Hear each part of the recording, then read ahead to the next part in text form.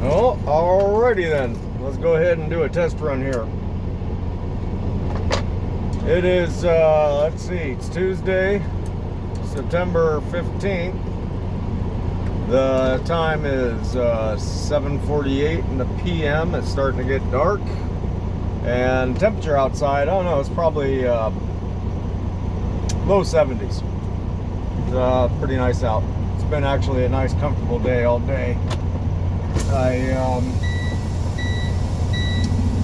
spent the night. I made my delivery last night at about, oops, guess I need to get into gear, at about 1:30 a.m. and ended up pulling in to Love's right off the interstate, whatever that interstate is, Interstate 65. That I took a good portion of the way up here to Shepherdsville, and yeah, so I got to the Amazon about 1:30 a.m. Made my delivery and ran my butt over to Love's and parked actually off the Love's property over kind of on this like street that leads from the main road into Love's. Because Love's was pretty packed and stuff, so I found a decent little spot there on the side of the road. You know, I was just bobtailing, so I fit there no problem. And it was kind of cool because it was right next to, like, I don't know, some grassy field kind of area, and so got to listen to all the crickets.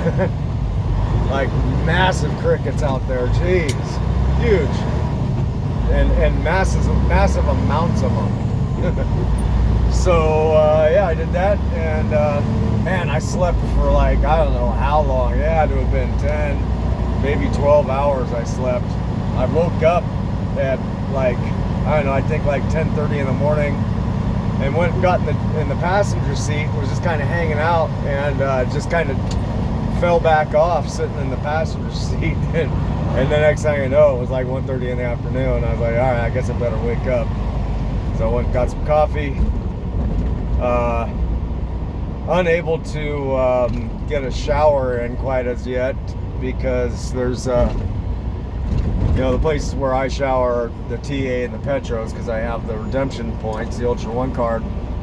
And Love's, I'm not like, I don't have a Love's points card because I never, you know, we don't fuel at Love's or Pilot or anything like that, so haven't been able to get a shower in yet, but I'll work it out at some point. And it was pretty gnarly actually last night, just before my exit to where the Amazon is, and you'll see it up here shortly where the exit I'm talking about is, but you know, so I'm coming northbound on 65, and just like a quarter mile before the exit, maybe even less, you know, I had, you know, thrown my blinker on. Oh, where am I going here? Shit, I need to get over. Oh, wait a minute. It looks like I got 2 turn lanes. Yeah, my exit was coming up, so I'd thrown my blinker on, you know, a good, you know, quarter mile in advance. And the way the exit was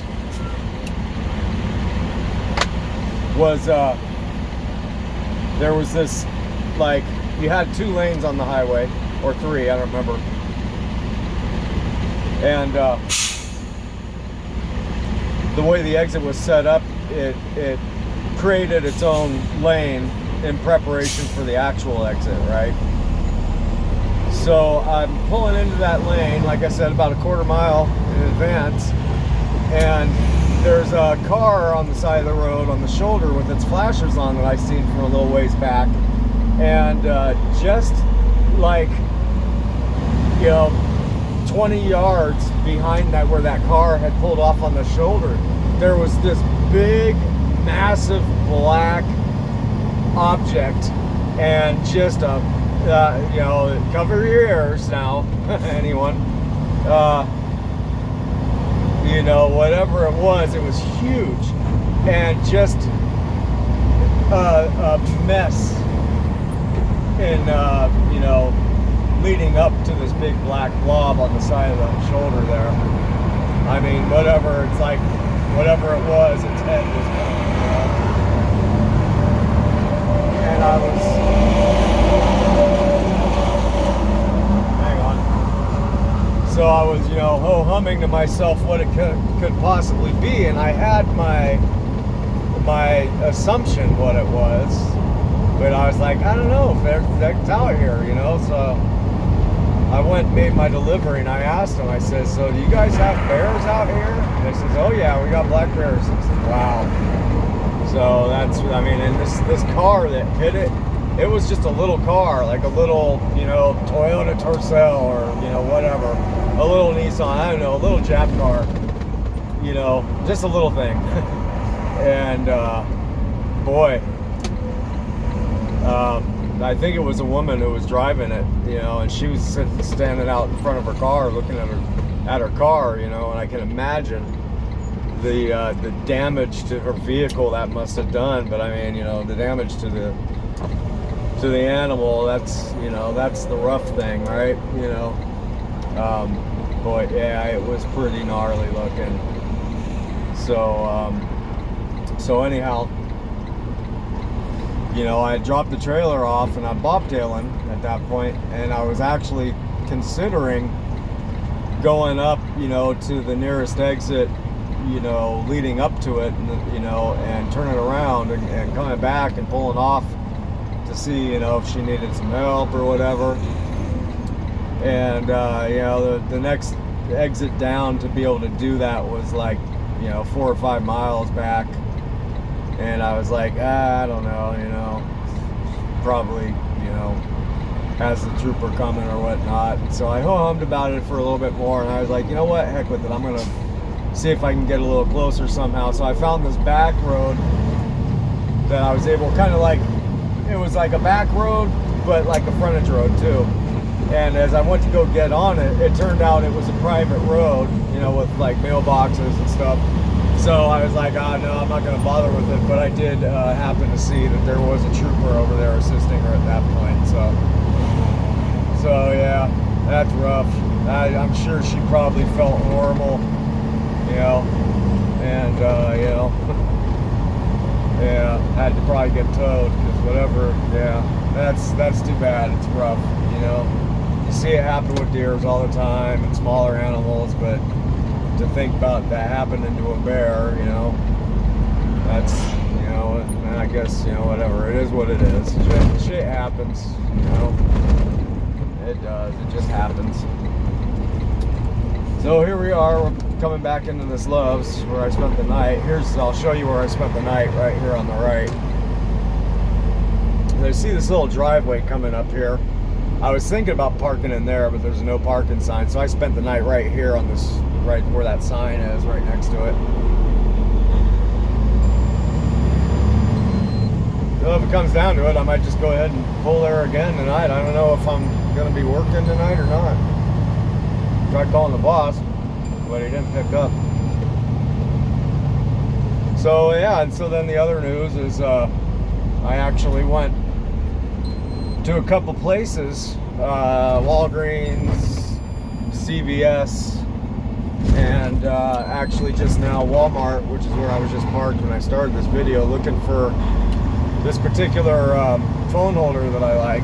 It's called GripGo, and nobody has them. I don't know, you know, I mean, I must have found the last one that I just got that I normally use to hold my phone for making calls or for, you know, connecting on the internet and stuff.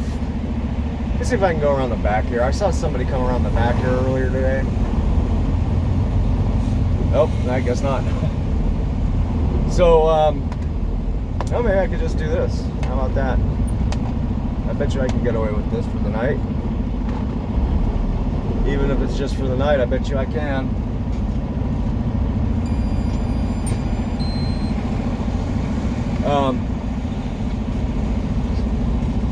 So yeah, I couldn't find this freaking phone holder that I like.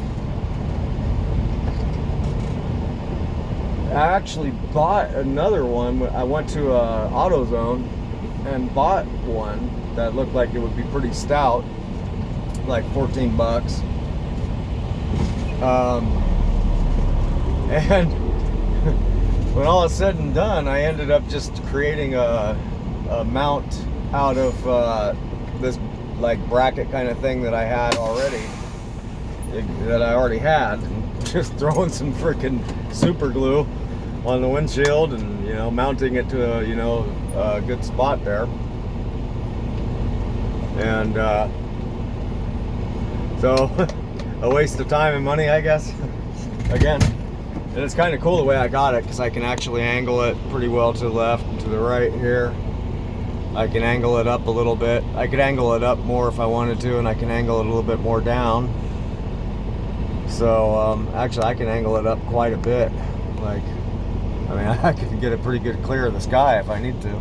Look for aircraft patrols. So hopefully it'll hang in there like this. I think it'll work pretty good as long as the mic picks me up and all that. So this is kind of a sample video, just so I can test the waters here. So there you go. So that's the deal. And then I can still zoom in like this, but this way you can see the hood. I don't know, I kind of think this might be a better zoomed right here like this than the one I normally do zoomed in at like 1x zoom. I don't know, we'll see. So anyway, there you go. Yeah, oh yeah, temperature 66 degrees. Let's see, elevation. Wait a minute. Where's my elevation? Okay, there it is. 414 feet over here in Shepherdsville, Kentucky. So there you go. There's the story of the day and the night, and I'll see you on the next one. Bye.